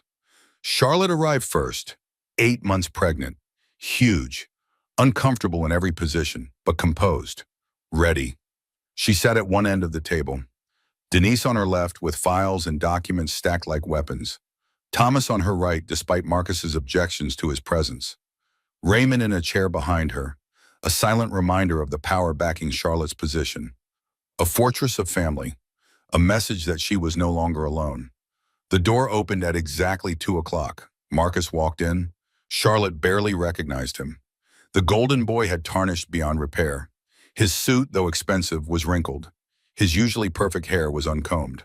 Dark circles under his eyes spoke of sleepless nights. 2 weeks of stubble covered a jaw that used to be immaculately shaved. He looked like a man watching his empire crumble, which Charlotte supposed he was. Behind him came his lawyer, a partner from one of the city's most expensive firms, silver-haired and confident and charging more per hour than most people made in a week. They sat at the opposite end of the table, 15 feet of mahogany between Charlotte and the man who had destroyed her faith in love. "You've destroyed me." Marcus spoke first. No greeting, no pretense, just accusation. "Everything I built, everything I worked for, you've destroyed it all." Charlotte folded her hands on her belly, felt her daughter kick. "I told the truth, Marcus. If the truth destroyed you, maybe you should examine what you built your life on. Your father pulled his investment. My company is collapsing. Stock price down 60%. Board members resigning. Clients canceling contracts." His voice cracked. "Vanessa left me. She was only interested in my money. All my friends. All the people who tolerated you because of your money," Charlotte corrected. "There's a difference." Marcus slammed his palm on the table. The water pitcher rattled. "I came here because this wasn't supposed to happen." His composure shattered, the mask he had worn for years cracking wide open. "You were supposed to be easy, grateful, manageable. You were supposed to accept whatever I gave you and be grateful for it." He leaned forward, desperate, furious, a caged animal finally understanding the bars had always been there. "What happened to the girl I married?" Charlotte studied him across the mahogany expanse. This man she had shared a bed with for 3 years, shared meals with, shared dreams with, or so she had thought.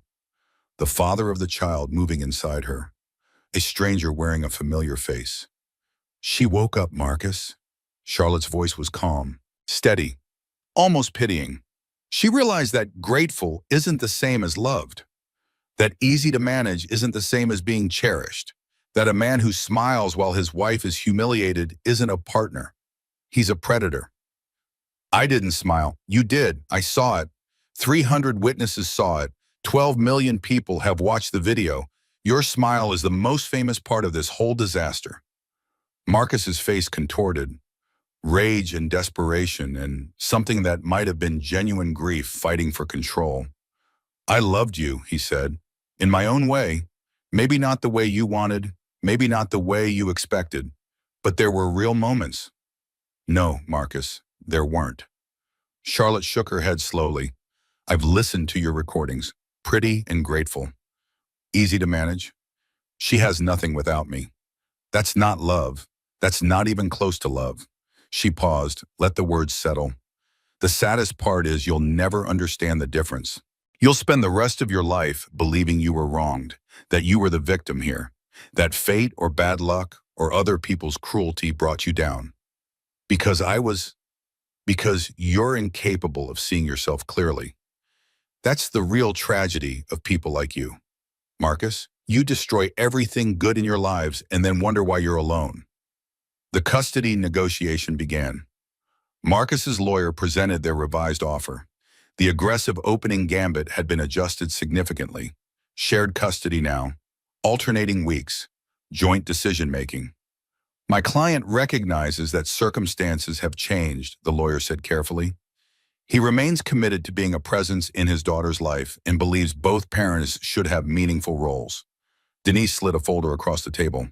Our counteroffer, full physical and legal custody to Mrs. Ashford. Mr. Ashford receives supervised visitation twice monthly, contingent on completion of parenting classes and individual therapy. Child support calculated based on his complete asset disclosure, the real numbers, not the ones in your initial filing. Marcus's face went red. That's unacceptable. She's my daughter too. Is she? Charlotte's voice cut like a blade. You spent my entire pregnancy building a house with another woman, decorating a nursery with her, planning custody strategies designed to take my daughter away from me. She opened the folder, read from the transcript. Once the kid is born, I'll file for custody. My lawyers are already building the case. 3 years of documentation showing she's mentally unfit. She looked up, met his eyes. You recorded yourself plotting to steal my child, documenting normal emotions as evidence of insanity, planning to use my grief over failed fertility treatments against me. She slid the transcript across the table. And you got that recording from your own mother, who chose my daughter over you. Marcus went pale. His lawyer leaned over, whispered urgently. Charlotte couldn't hear the words, but she could guess the content. You cannot win this. You have nothing left. Take what you can get. The silence stretched. Marcus's hands clenched into fists on the polished table. His jaw worked. His eyes burned with impotent fury, but there was nothing left to fight with. The recordings, the financial fraud, the hidden assets, the public humiliation, his own mother's testimony. Marcus Ashford had run out of weapons. Fine. The word came out strangled. Full custody, supervised visits, whatever you want. He grabbed the papers, scrawled his signature, shoved them back across the table. Congratulations, Charlotte. You win. He stood, walked to the door, then paused, turned back. I did love you, whatever you think, whatever the recordings sound like. There were real moments, moments that mattered. Charlotte looked at him, really looked, at the face she had once adored, the eyes she had once trusted, the man who had systematically destroyed her faith in everything. Goodbye, Marcus. She didn't say anything else. Some responses weren't worth giving. He left. The door clicked shut with a sound like a period at the end of a sentence. Charlotte sat in the silence, breathing, processing. It was over. Not completely. There would be paperwork and court dates and years of co-parenting stretching ahead. But the war was won. The terms were set. Her daughter was safe. I didn't need someone to save me, Charlotte said quietly. To Denise, to Thomas, to her father, to herself. I just needed to remember how to save myself. Validation whisper. He documented my tears as evidence of instability, turned my questions into proof of paranoia, made me doubt my own sanity for years. But I wasn't crazy. I was being manipulated by someone who was supposed to love me, and now the whole world knows it. 2 weeks after the custody agreement was signed, a Tuesday morning, autumn deepening into winter, trees mostly bare now, the first hints of frost on the grass. Charlotte woke to wetness on the sheets. For one confused moment, she thought she had spilled water. Then the first contraction hit, a wave of pressure that stole her breath and made her gasp. "Dad!" Her voice echoed through the brownstone. "Thomas, it's time." The next hours were controlled chaos. Raymond on the phone with the hospital, Thomas throwing Charlotte's pre-packed bag into the car, Denise coordinating with the legal team just in case Marcus tried anything. Though even Denise admitted that was paranoid at this point. Charlotte sat in the backseat of Thomas's car, breathing through contractions, counting the minutes between them. 10 minutes, then 8, then 6. "Almost there," Thomas said, his voice steady even though his knuckles were white on the wheel. 5 more minutes." "She's coming," Charlotte whispered, her hand on her belly, feeling her daughter move for the last time before they finally met. Ready or not, she's coming. The hospital room was private, quiet, exactly what Charlotte had requested. No crowds, no drama, no Marcus, just Charlotte and the people who actually loved her. Lars Sullivan arrived within the hour, calm and professional and wonderfully reassuring. "Everything looks perfect," she said after the examination. "You're progressing beautifully. Your daughter will be here before midnight." Midnight came and went. The contractions intensified. Charlotte gripped the bed rails, breathed through waves of pressure that felt like they might split her in two. She refused the epidural. "I want to feel it," she told the nurse who offered. "All of it. I want to remember every second." Because this was it. This was the moment her new life truly began.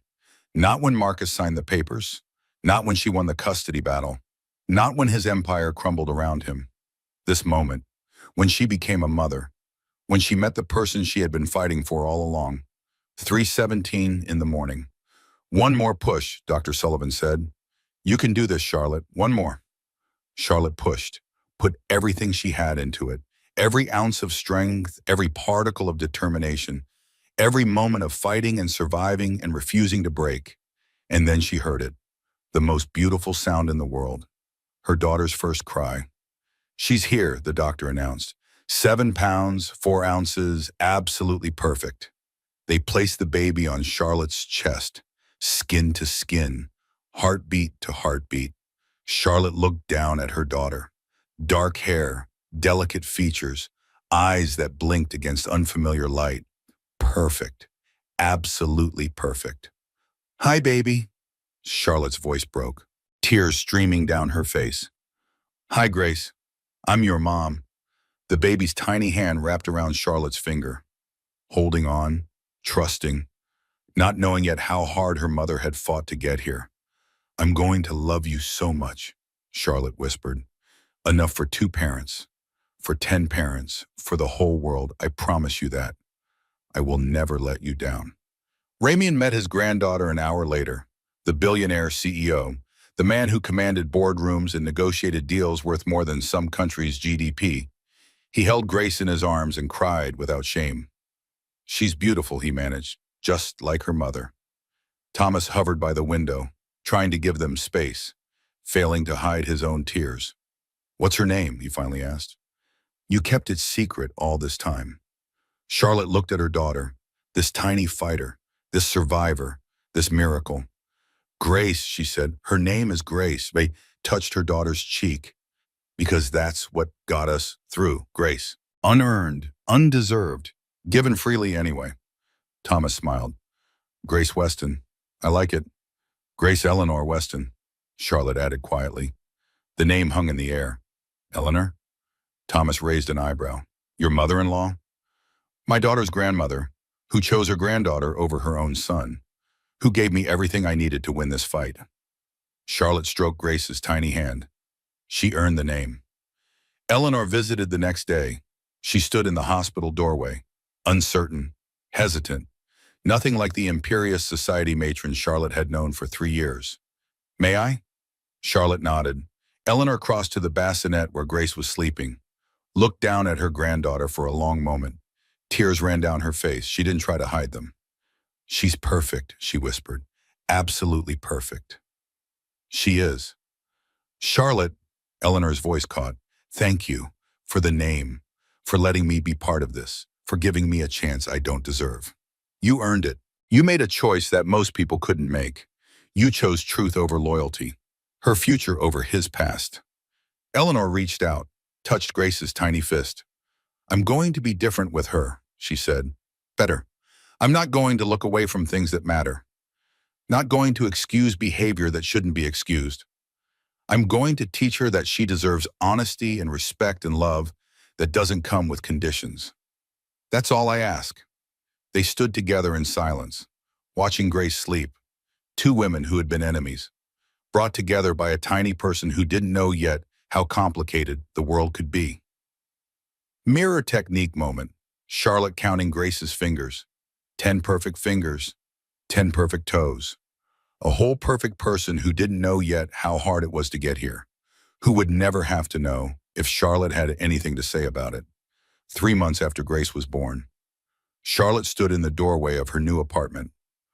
Boxes still stacked in the hallway. Furniture half assembled, the chaos of a new beginning. The apartment was nothing fancy. 2 bedrooms in a walkable neighborhood. Good schools for later. A park on the corner where Grace could learn to walk and run and play. No marble floors, no designer furniture, no memories of Marcus in every corner. Just Charlotte and Grace and the life they were building together. The divorce was final, papers signed and filed and sealed by a judge who had looked at Marcus with barely disguised contempt as she issued the ruling. Full custody to Charlotte, supervised visitation for Marcus twice a month. Not that he had shown up for a single one yet.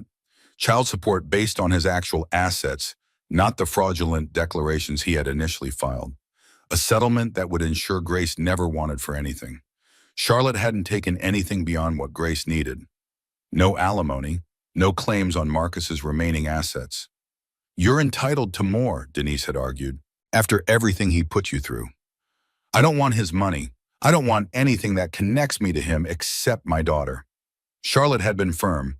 "I want to build something that's entirely mine. Something that comes from what I can create, not what I can take from him." So she had. The interior design business launched in early spring. Charlotte had always loved design, had studied it in college before switching to law to please her father, had dreamed of it for years while Marcus convinced her that her place was at home. Now she had nothing but time and determination and a daughter who napped just long enough to let her work. She started small, a friend's living room, a neighbor's kitchen. Word spread. Then came the call that changed everything. Miranda Walsh, general manager of the Belmont Hotel. "We're renovating the grand ballroom," Miranda said. "Complete redesign, and I can't think of anyone better to lead the project." Charlotte almost laughed, almost cried, almost hung up. "You want me to redesign the room where my marriage ended? I want you to transform it into something beautiful. Something that has nothing to do with what happened there. Something that proves you didn't just survive, you thrived." Charlotte thought about it for 2 days. The ballroom where wine had stained her dress, where Marcus had smiled, where her old life had ended and her new one had begun. "I'll do it," she finally said. The renovations took 4 months. Charlotte spent hours in that ballroom, measuring, planning, choosing colors and textures and lighting. The first day was hard. She stood in the empty space, remembered exactly where she had been standing when the wine hit, where Marcus had watched with that smile, where her father had walked through the doors and changed everything. She cried, let herself feel all of it, then dried her tears and got to work. By the end, the grand ballroom of the Belmont Hotel bore no resemblance to the room where Charlotte's world had ended. New lighting, warm and golden instead of harsh. New flooring, reclaimed wood instead of cold marble. A color palette of deep blues and soft creams that made the space feel like an embrace instead of a showroom. Charlotte stood in the center of her creation on opening night. A new gala, new people, new memories waiting to be made. "It's magnificent," Miranda said. "Truly, you've created something special." I needed to, Charlotte replied. I needed to prove that broken things can be remade into something better. That evening, Charlotte sat on the balcony of her apartment. Grace was sleeping, the baby monitor silent except for soft breathing sounds. The city spread out below, lights in windows, lives being lived, stories unfolding. Charlotte held a cup of tea that was still warm. Read a book that had nothing to do with law or business or survival. She did nothing that needed to be done. For the first time in years, maybe for the first time ever, she was exactly where she wanted to be. Not because everything was perfect. Grace still woke twice a night. The business was still precarious. There were still moments when grief ambushed her without warning. But she was free. Free from Marcus. Free from his expectations. Free from the woman she had shrunk herself into, trying to be what he wanted. Charlotte Weston was finally, fully herself. And she liked who that woman was. Breathing room scene. Charlotte on her balcony at sunset. Grace sleeping. Tea growing cold in her hands. Nothing that needed to be done. Nowhere she needed to be. Just existing. Just being.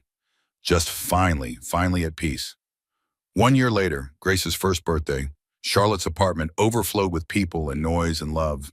Streamers hung from every surface. Balloons clustered in corners. A pink cake shaped like a butterfly waited on the kitchen counter. Grace sat in her high chair, smashing cake with both fists, frosting in her hair, on her face, somehow even in her ears. Perfect. Raymond was there, making silly faces that would have shocked his board of directors. Thomas had brought an absurdly large stuffed elephant and was pretending Grace had asked for it specifically. Denise arrived with champagne and a onesie that said, "Future Boss," which Charlotte had to admit was better than "Future Lawyer." New friends filled the apartment, colleagues from the design firm, neighbors who had become a family. The community Charlotte had built from nothing. And Eleanor, sitting in the corner, watching her granddaughter with tears of joy. The past year had transformed Eleanor Ashford completely. She had left Gerald, left the society that had tolerated her silence, left everything except her relationship with her granddaughter. "Happy birthday, sweetheart," Eleanor said, handing Grace a beautifully wrapped box. Inside was a silver rattle that had been in the Ashford family for generations. "Are you sure?" Charlotte asked. "It belongs to her, to someone who will actually use it and love it instead of letting it sit in a vault." Eleanor smiled. "Grace is the best thing to come out of that family. She deserves every beautiful thing." After the party, Charlotte carried Grace to her room for bath time and stories and sleep. The nursery was painted soft yellow, filled with books and toys and the happy chaos of a loved child. Charlotte settled into the rocking chair, Grace, clean and pajama-clad, nestled against her chest. "You know what, baby girl?" Charlotte whispered, brushing dark curls from her daughter's forehead. "Mommy used to think being strong meant staying, enduring, keeping everything together no matter how much it hurt." Grace blinked up at her, not understanding the words, but listening anyway. "I stayed in a marriage that was destroying me. I stayed because I thought leaving would mean I failed, that I wasn't strong enough, wasn't good enough, that if I just tried harder, everything would be okay." Charlotte's voice caught. "But staying when staying destroys you isn't strength. It's surrender. Real strength is knowing when to walk away, knowing when to say this isn't enough for me, knowing you deserve better and then going out and building that better life yourself." She kissed Grace's forehead. "That's what I want for you. Not strength that endures silently. Strength that speaks up, that walks away from things that hurt, that chooses itself without apology." Grace's eyes were drifting closed, the long day catching up. "I want you to know your worth from the very beginning. Not because someone else tells you what it is, because you feel it in your bones." Charlotte rocked slowly. The chair creaked. "And I want you to find someone who loves you so much it never occurs to them to make you feel small. Someone who sees your light and helps it grow brighter. Someone who would never ever smile while you're hurting." Grace was asleep now, perfect trust in her mother's arms. "I didn't have that with your father, but that's okay, because I have it now, with Grandpa and Uncle Thomas and Grandma Eleanor and all the people who showed up when everything fell apart." She held her sleeping daughter close. "And I have it with you, Grace Eleanor Weston. You're my reason, my purpose, my proof that something beautiful can grow from something broken. Later, after Grace was in her crib and the apartment was quiet, Charlotte stood at the window. The city sparkled below. A million lights, a million stories, a million lives intersecting in ways no one could predict. She thought about the woman she had been a year ago, standing at another window, wine-stained and broken and terrified of what came next. That woman felt like a stranger now. Charlotte reached for her coffee cup, paused. Her ring finger was bare, had been for over a year, but for the first time she didn't notice the absence. She noticed what was there instead. Calluses from furniture she had refinished, paint under her nails from client projects, the slight roughness of hands that built things instead of just maintaining them. Strong hands, capable hands, her hands. The sun began to rise. Another day, another beginning. Charlotte smiled, not because everything was perfect. Life would never be perfect. There would always be challenges and setbacks and moments when grief surprised her. But she didn't need perfection anymore. She just needed herself, and she finally, fully had that. I thought losing him would break me, Charlotte whispered to the sunrise, to the city, to the woman she used to be, and the woman she had become. But I was already breaking when I was with him, slowly, quietly, a little more each day. She pressed her palm against the cool glass. Leaving was how I put myself back together. Grace stirred in the nursery, a small sound, the beginning of waking. Charlotte turned toward her daughter's room, toward her future, toward everything that mattered. She had survived the fire, and she had built something beautiful from the ashes. Final validation. Whisper. I thought losing him would destroy me, but I was already being destroyed, slowly, invisibly, every day I stayed. Leaving wasn't giving up. It was finally fighting for myself, and I won. Charlotte's story reminds us of something important. Sometimes the people who are supposed to love us the most are the ones who hurt us the deepest. But that pain doesn't have to define us. We get to choose what happens next. If this story touched your heart, if it made you feel something real, I'd love to know. Drop a comment below and tell me what you would have done in Charlotte's place. Would you have stayed silent, or would you have fought back? And if you know someone who needs to hear this message today, share this story with them.